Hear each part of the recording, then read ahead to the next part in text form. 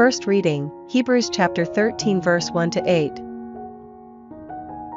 Continue to love each other like brothers, and remember always to welcome strangers, for by doing this, some people have entertained angels without knowing it. Keep in mind those who are in prison, as though you were in prison with them, and those who are being badly treated, since you too are in the body. Marriage must be honored by all, and marriages must be kept undefiled, because the sexually immoral and adulterers will come under God's judgment.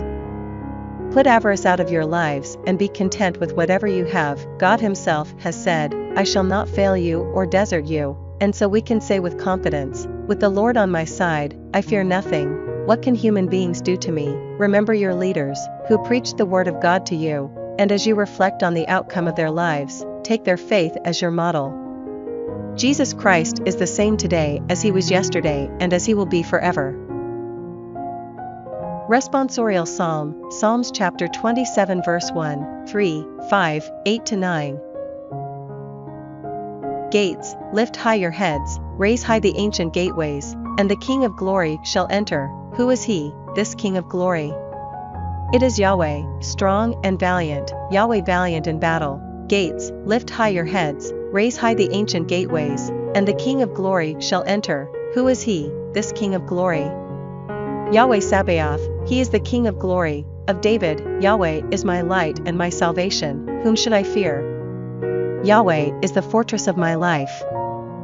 Whom should I dread? Though an army pitch camp against me, my heart will not fear. Though war break out against me, my trust will never be shaken. For he hides me away under his roof on the day of evil. He folds me in the recesses of his tent, sets me high on a rock. Of you my heart has said, seek his face. Your face, Yahweh, I seek, do not turn away from me. Do not thrust aside your servant in anger, without you I am helpless. Never leave me, never forsake me, God, my Savior. Gospel, Mark chapter 6 verse 14-29. King Herod had heard about him, since by now his name was well known. Some were saying, John the Baptist has risen from the dead, and that is why miraculous powers are at work in him. Others said, he is Elijah. Others again, he is a prophet, like the prophets we used to have.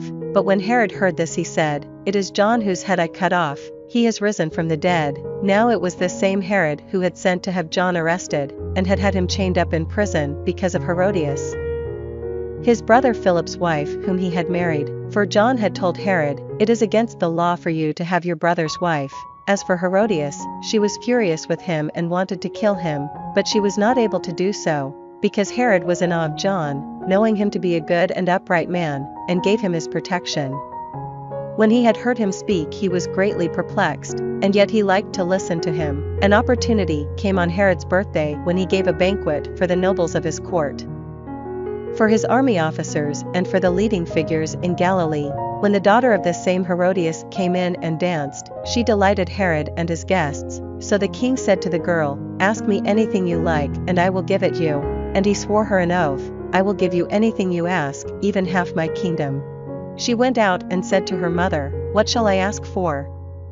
She replied, the head of John the Baptist. The girl at once rushed back to the king and made her request, I want you to give me John the Baptist's head, immediately, on a dish. The king was deeply distressed, but, thinking of the oaths he had sworn and of his guests, he was reluctant to break his word to her. At once the king sent one of the bodyguard with orders to bring John's head. The man went off and beheaded him in the prison. Then he brought the head on a dish and gave it to the girl, and the girl gave it to her mother. When John's disciples heard about this, they came and took his body and laid it in a tomb.